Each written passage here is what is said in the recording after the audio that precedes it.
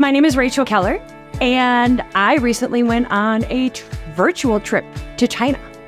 Let me tell you, when I heard about this virtual trip, I thought it was going to be sitting at home, logging into like a Zoom call with the other people that are going to virtual China with us, logging in and watching China from a screen, kind of like a virtual meeting that we would be having. And I was thinking in my head, where am I going to sit in my house that my dogs don't bark, my kids won't bother me?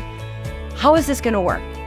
Then I found out, we're going to be all meeting together at church. The very first thing that the missionaries gave us was a gift. And they said, when you receive a gift in China, they hand it to you with both hands and you receive it with both hands as an ultimate thank you, as an ultimate gratitude. And you do a little bow with your hands both on it and you receive it. I don't think I've ever received a gift that way, but it was very honorable. And I don't think I've ever taken a gift that way. Normally, they usually hand it to you like this and then I grab it, but it was very honorable. So that was my first day of this missions trip where I went, this is nothing that I thought it was going to look like, but it was way better. I had been on a virtual missions trip previously in the fall, and this one was different because of the restrictions with China and talking with them over technology. We got to have in-person people more, and so we were able to learn about the culture and just really dig in a lot more. Coming into this virtual experience, I thought it was going to be more virtual, but it was not. I mean, we had a couple PowerPoints, a couple videos we watched, but most of it was all in person, connecting at local, whether it was the Buddhist temple or at the missionaries' home that's here, they're here right now, or going to a restaurant and connecting as a group. Like, it was really all very hands-on, very involved, and very little amounts of just like talking over Zoom or watching videos. It was very little of that. It was a lot of communicating and hearing the in-person things. So it was awesome. Yeah, my favorite times were absolutely the times of prayer also. Actually, sorry to say the exact same thing, but they were so powerful. And when you have a room of people united who are all praying for the exact same cause and their hearts are united together with the Spirit of God, it is a very powerful moment. And so that was my favorite experience. That and being a part of the underground church. Yeah, the underground church was an experience that they simulated for us that was supposed to replicate kind of what it would be like to be a part of the underground church in China. And we got to go over to the missionary's house and simulate what it would be like to kind of sit down and meet together and talk about things. And we sang, and it was a really interesting experience. In the middle of that experience, we were actually interrupted by somebody who said they were like a St. Paul police officer, and they came down and informed us that it was illegal now to be meeting and having a religious style meeting in someone's house, even with a small group. And so that was planned, but just to kind of have that happen unexpectedly and none of us knew, it sent, I think, multiple people on the team into kind of oh man, this is really scary, and it really puts in perspective what they go through. I can only imagine if it was us in their situation and really feeling that. Yeah. Where do I start? I think the very first day going to the Buddhist temple, learning about Buddhists and their cultures and why they believe in what they believe. Did you know that Chinese kids are taught that there is no God from the moment they are born? And so they're looking for something. They're looking for someone to fill that inner void that we're all born with. And the thought that we could be there as a group, actually on the Buddhist temple, at the Buddhist temple, praying to our God, the God of the universe, the creator, for the Chinese culture, for the people, was super impactful for me.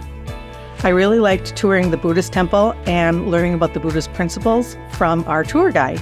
I had no understanding or any kind of knowledge of Buddhism, so that was a big eye-opener. And I also liked that we simulated an underground church that you would go to if you were in China and a Christian. Prior to the trip, I did not know that much about China, just basic things. I mean, I knew maybe a few things. I knew that it was a very strict country, very strict laws, everything like that. But I did not know to the extremes, and I did not know how unreached they really were, because out of 1.4 billion, 1.3 of them don't know Jesus. And so the fact that it's so huge of an unreached population, and many of them are hard physically to get to in the mountains and everything. So I think it was just so eye-opening, and I know that the Holy Spirit was really moving in my heart and giving me a softened heart to really pray for China every day, and for the people there, and for their salvation, and for hope. So yeah. Going into the trip, I didn't really know much about China. I'd heard the things that sometimes we hear or think in America, just from what we see on the news, and the limited understanding that we have with what we know and understand from way over here. But getting to hear the perspective of people who have lived in the culture for like 30 plus years, and actually knowing more the geography of the area and what kind of influences, both just governmental and religious and ethnic, are in the entire region, was really eye-opening.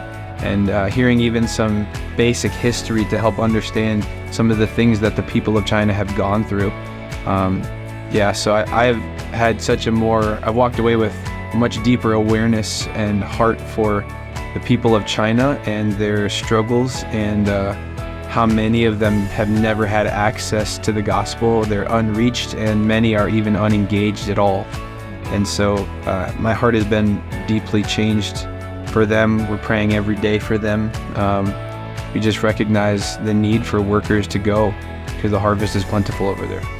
My biggest takeaway and the aha moment, but I think it made, I'm going to really try not to cry. I'm kind of a crier, but I'm really going to try not to cry here, was the missionaries that we worked with. They spent their first 15 years on the mission field with seeing no results. They literally, if we want to call it, tilled the ground for 15 years, and they saw no fruit.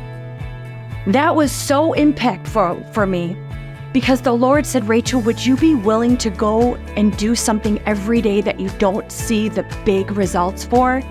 And I have to be honest with you, I struggled with that. I went, I don't know, because I'm such a, what's the big idea? What's the big plan? I want to see the fruit of my labor.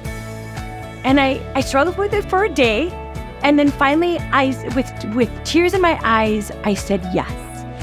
I would totally recommend this to other people. It's something that you can do if you are on a tight budget. It's something you can do if you do not like to fly, or if you do not want to give up your bed for a week, or if you cannot get off of work. It's a perfect blend of living your life and doing a missions trip at the same time. Absolutely. I think the stories that you'll hear from the missionaries were so encouraging and eye-opening and incredible. It's inexpensive, and you get to do so many things, and connect with your team, and just experience things. That's the beauty of living in the U.S. We are so culturally diverse, so we can really learn so much from just people around us. So I highly recommend it. Yeah, I would recommend anybody, if you're able, go on a virtual team, because it is eye-opening. It absolutely is not like some second-hand experience, and that's, if I was really there, it'd be way better. I mean, I don't know that there is a perfect substitution for being in the culture with the people, but this is by far a very, very close second.